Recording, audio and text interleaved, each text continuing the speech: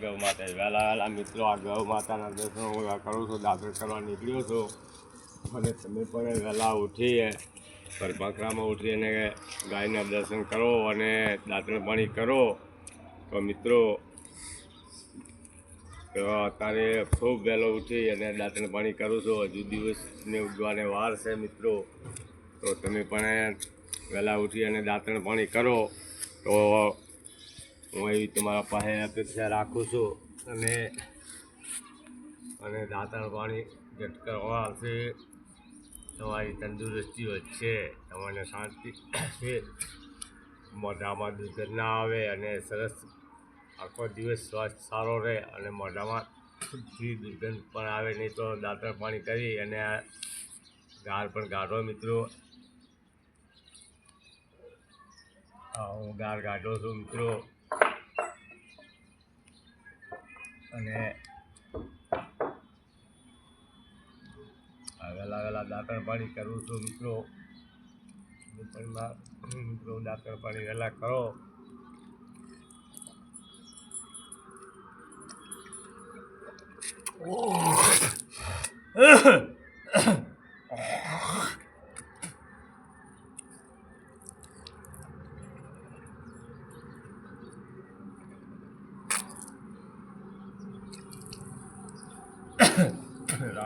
રામ રામ.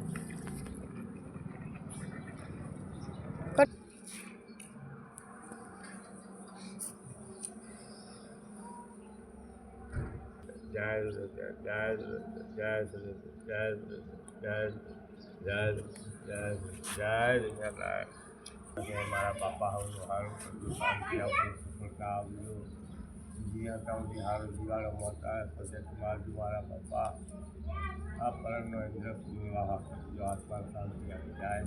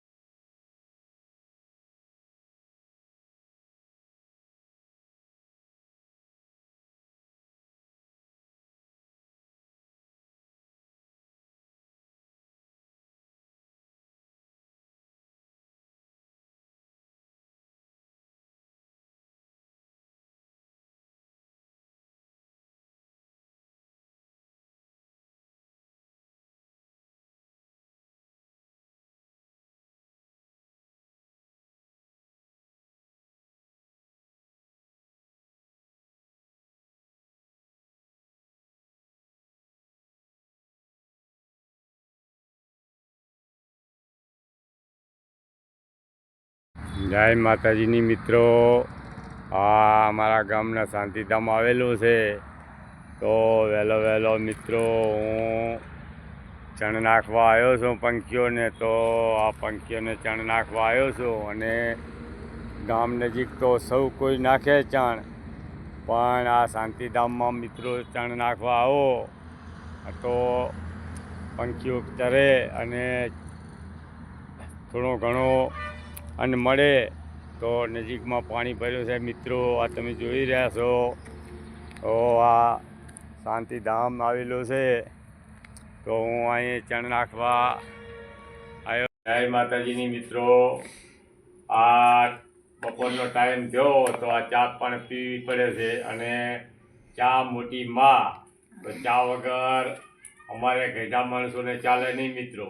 તો આ ચા પણ એવી મસ્ત અને કડક બનાવે છે. MC મોદીની ચા લાવીએ છીએ. અને માલિકોરા આદુ મળી જાયફળ અને નાખી અને દૂધ સારું લાવી અને ચા બનાવી છે એવી કડક. તો તમે પણ મિત્રો પીવા આવો. જય માતાજીની. હું પણ પીવું છું.